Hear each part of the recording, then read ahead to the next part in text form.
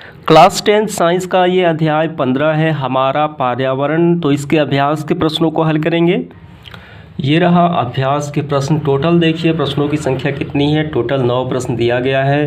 तो सभी प्रश्नों को हम लोग इस वीडियो में हल करेंगे। पहला देखिए क्या प्रश्न है, निम्न में से कौन से समूहों में केवल जैव निम्नीकरणीय पदार्थ हैं। तो यहाँ पे जैव निम्नीकरणीय का क्या मतलब है। जैव निम्नीकरणीय पदार्थ वे पदार्थ कहलाते हैं जो सूक्ष्मजीवों द्वारा आसानी से अपघटन कर लिए जाते हैं या सजीवों के अवशिष्ट पदार्थ जैव निम्नीकरणीय पदार्थ कहलाते हैं। तो हमें जैव निम्नीकरणीय पदार्थ का चुनाव करना है। सबसे पहले देखिए पहला ऑप्शन क्या है, घास, पुष्प तथा चमड़ा। घास, पुष्प और चमड़ा आसानी से अपघटित हो सकता है, सड़ गल सकता है। ठीक है। चमड़ा किससे बनता है, चमड़ा जो है वो जानवरों की चर्बियों से बनता है। तो ये सारे अपघटित हो सकते हैं। दूसरा देखिए क्या है, घास, लकड़ी तथा प्लास्टिक। ये नहीं होगा, प्लास्टिक अपघटित नहीं हो सकता, सड़ गल नहीं सकता। तीसरा क्या है, फलों के छिलके, केक एवं नींबू का रस, ये भी हो सकता है अपघटित। केक, लकड़ी एवं घास, ये भी हो सकता है। कौन से सही होंगे, पहला हो जाएगा जैव निम्नीकरणीय पदार्थ, इसके बाद सी हो जाएगा, इसके बाद डी हो जाएगा, बी नहीं होगा। ठीक है। तो इस तरीके से ये प्रश्न क्रमांक पहला समाप्त हो गया। इसके बाद देखिए दूसरा क्या प्रश्न है, निम्न में कौन आहार श्रृंखला का निर्माण करते हैं। आहार श्रृंखला का निर्माण कौन करते हैं, घास, गेहूँ तथा आम। तो ये सारे क्या है, ये तो खाद्य पदार्थ है, ये नहीं करते हैं। आहार श्रृंखला क्या होती है, एक जीव जो होता है एक पोषी स्तर दूसरे पर डिपेंड होता है, वो आहार श्रृंखला का निर्माण होता है उससे। तो ये सारे क्या है, खाद्य पदार्थ, ये नहीं हैं। घास, बकरी तथा मानव। अन्य देख लेते हैं, बकरी, गाय तथा हाथी। तो इसका सही आंसर जो हो जाएगा वो हो जाएगा बी नंबर। कैसे होगा, घास जो है वो उत्पादक है, घास बकरी खाती है और बकरी को मानव खा सकता है, क्योंकि मानव क्या है, सर्वाहारी है, शाकाहारी और मांसाहारी है। निम्न में से कौन पर्यावरण मित्र व्यवहार करते हैं। पहला देखिए क्या है, बाजार जाते समय सामान के साथ कपड़े का थैला ले जाना। ये भी क्या है, पर्यावरण मित्र कहलाते हैं, क्योंकि जब हम कपड़े के थैला नहीं ले जाएंगे तो उधर से क्या लाएंगे, प्लास्टिक की थैली लाएंगे। तो वो क्या होगा, वो जैव अनिम्नीकरणीय पदार्थ होगा, जिससे मृदा प्रदूषण होगा। तो ऑप्शन नंबर जो 1 है क्या है, ये पर्यावरण मित्र व्यवहार है। कपड़े का थैला ले जाना, पॉलीथीन का उपयोग, प्लास्टिक का उपयोग नहीं करना। ठीक है। इसके बाद देखिए ये सही हो जाएगा। इसके बाद देखिए अगला क्या है, कार्य समाप्त हो जाने पर लाइट, बल्ब तथा पंखे का स्विच बंद कर देना। इससे क्या होगा, ऊर्जा की बचत होगी। ठीक है, यानी संसाधन का बोझ कम होगा। तो ये भी होगा। सी देखिए क्या है, माँ द्वारा स्कूटर से विद्यालय छोड़ने के बजाय तुम्हारा विद्यालय 1 तक पैदल जाना। ये भी होगा। इससे वायु प्रदूषण नहीं फैलेगा, पर्यावरण की रक्षा होगी। ठीक है, यानी ऑप्शन नंबर देखिए क्या है, डी, उपयुक्त सभी। इसका मतलब उपयुक्त सभी हो जाएगा। तो हमें डी का सही चयन करना है। इसके बाद देखिए प्रश्न क्रमांक 4 क्या है, क्या होगा यदि हम एक पोषी स्तर के सभी जीवों को समाप्त कर दें, अर्थात मार डालें। तो इसका आंसर हमें यहाँ से करना है, यदि हम एक पोषी स्तर के सभी जीवों को समाप्त कर दें अर्थात मार डालें, तो उसके अगले स्तर के जीवों की धीरे धीरे क्या हो जाएगी, वो समाप्त होने लगेंगे। तो इसको इस प्रकार समझिए, अगर हम सभी मांसाहारी को मार दें, अगर हम बाघों को मार दें, मांसाहारी को मार दें, तो क्या होगा, धीरे धीरे शाकाहारी की संख्या बढ़ जाएगी। जैसे हिरन की संख्या बढ़ जाएगी, जो पेड़ पौधे खाने वाले हैं उनकी संख्या बढ़ जाएगी। तो इससे क्या होगा, इससे होगा सभी फसल नष्ट हो जाएंगे। तो मनुष्य जो प्लांट पे जीवित रहता है वो क्या होंगे, वो मर जाएंगे। इसी तरीके से एक पोषी स्तर के सभी जीवों को समाप्त कर देने पर आहार श्रृंखला में असंतुलन पैदा हो जाएगा। इस प्रकार उन जीवों के एक पहले के स्तर के जीवों की संख्या बढ़ जाएगी और आहार श्रृंखला का संतुलन खराब हो जाएगा। समझ में आ गया आपको। अगला देखिए प्रश्न क्रमांक 5वां क्या है, क्या किसी पोषी स्तर के सभी सदस्यों को हटाने का प्रभाव भिन्न भिन्न पोषी स्तरों के अलग अलग होगा। क्या किसी पोषी स्तर के जीवों को परिवर्तन को प्रभावित किए बिना हटाया संभव है। तो इसका आंसर हमें लिखना है हाँ, भिन्न भिन्न पोषी स्तरों पर अलग अलग इसका प्रभाव पड़ेगा।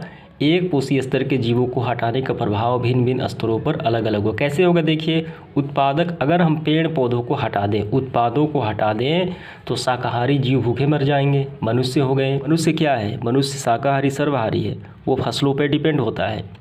तो फसल ही ख़त्म हो जाए ठीक है, जो पौधे ही ख़त्म हो जाए तो वो भूखे मर जाएंगे। और दूसरा देखिए, शाकाहारी को हटाने से उत्पादकों में अनियंत्रित वृद्धि हो जाएगी और मांसाहारी जीव भूखे मर जाएंगे। अगर हम शाकाहारी को हटा दें, जैसे हिरण को हटा दें, ठीक है, जो मांस खाने वाले हैं बाघ, वो क्या हो जाएंगे, भूखे मर जाएंगे। इसके बाद देखिए तीसरा, मांसाहारी को हटाने से शाकाहारी जीवों की क्या होगी, जनसंख्या अधिक हो जाएगी और उत्पादक वनस्पतियाँ नष्ट हो जाएंगी। तो वही बात हो गई, अगर हम बाघ को मार दें तो क्या होगा, हिरण की संख्या, जो पेड़ पौधों को खाने वाले की संख्या क्या हो जाएगी, बढ़ जाएगी। तो उत्पादक और वनस्पतियाँ क्या होगी, उससे नष्ट हो जाएंगी, सभी वो खा जाएंगे। इसके बाद चौथा देखिए, अपघटकों को हटाने से जैविक कचरे, मृत जीवों के अवशेष, सड़े गले सब्जी, ठीक है, फलों के छिलके में से उत्पन्न होने वाले जीवाणुओं से बीमारियां फैलेंगी और अन्य जीवों की मृत्यु का कारण बनेंगी। तो समझ में आ गया। तो इसी में एक और सवाल है, क्या किसी पोषी स्तर के जीवों को परितंत्र को प्रभावित किए बिना हटाना संभव है? तो इसका आंसर लिखना है नहीं, किसी पोषी स्तर के जीवों को परितंत्र को प्रभावित किए बिना हटाना संभव नहीं है।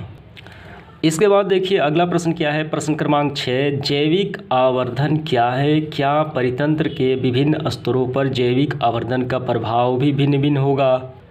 तो यहाँ पे देखिए, जब कोई हानिकारक रसायन जैसे DDT, ठीक है, किसी खाद्य श्रृंखला में प्रवेश करता है तो इसका सांद्रण धीरे धीरे प्रत्येक पोषी स्तर में बढ़ता जाता है और इस परिघटना को जैविक आवर्धन कहते हैं।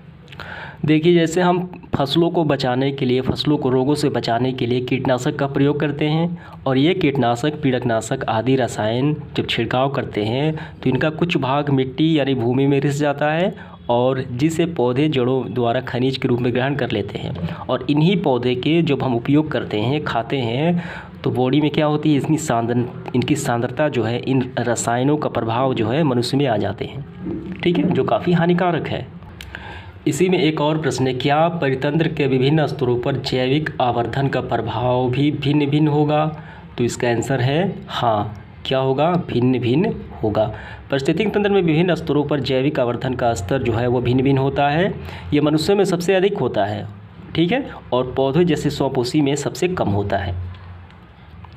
इसके बाद देखिए 7वां प्रश्न क्या है, हमारे द्वारा उत्पादित अजैव निम्नीकरणीय कचरे जिनका निपटारा नहीं किया जा सकते, जो सड़ गल नहीं सकते, जैसे प्लास्टिक हो गया, ठीक है, कचरे से कौन सी समस्याएं उत्पन्न होगी, ये बताना है। काफ़ी आसान सवाल है ये।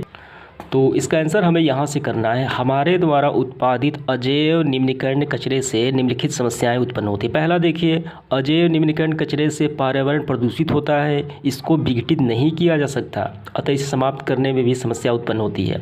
दूसरा, ये जैविक आवर्धन को क्या करता है, बढ़ाता है। जैविक आवर्धन तत्व हानिकारक रसायन DDT खाद्य श्रृंखला में प्रवेश करना और पोषी स्तर के साथ बढ़ते जाना। तीसरा, परितंत्र को नुकसान पहुंचाता है। चौथा, जो हानिकारक रसायन है वह क्या है, यदि हमारे द्वारा उत्पादित सारा कचरा जैव निम्नीकरणीय हो, ठीक है, तो क्या इसका हमारे पर्यावरण पर कोई प्रभाव नहीं पड़ेगा? तो इसका आंसर हमें यहाँ से करना है, जैव निम्नीकरण कचरे का निपटारा आसान है और उसको अपघटित करके दोबारा प्रयोग में लाया जा सकता है। जैव निम्नीकरण पदार्थ जीवाणु, बैक्टीरिया द्वारा अपघटित किए जाते हैं और उन प्रकार पर्यावरण में संतुलन बनाए रखते हैं। अतः यदि जैव निम्नीकरण कचरे को ठीक से निपटारा कर दिया जाए तो इनका हमारे पर्यावरण पर कोई बुरा प्रभाव नहीं पड़ेगा। तो यही इसका आंसर हो गया। इसके बाद 9 नंबर देखिए, ओजोन परत की क्षति हमारे लिए चिंता का विषय क्यों है? इस क्षति को सीमित करने के लिए क्या कदम उठाए गए हैं? तो इसका आंसर ये रहा, ओजोन यानी O3 ऑक्सीजन के 3 परमाणुओं से बना अणु होता है। ओजोन वायुमंडल के एस्ट्रोफियर में सूरज से आने वाली पारा जो बैंगनी विकिरण है पृथ्वी की सुरक्षा करती है। इन विकिरण द्वारा त्वचा कैंसर होता है और जीवों के लिए हानिकारक है। इस कारण ओजोन परत की क्षति हमारे लिए चिंता का विषय है और इसे बचाने के लिए क्या करना चाहिए, क्लोरोफ्लोरोकार्बन का उपयोग पर नियंत्रण करना चाहिए, नाभिकीय विस्फोट जाना चाहिए, सुपरसोनिक विमान का कम से कम प्रयोग होना चाहिए। तो यही करना चाहिए। तो इस तरीके से सेशन समाप्त हो जाता है। धन्यवाद।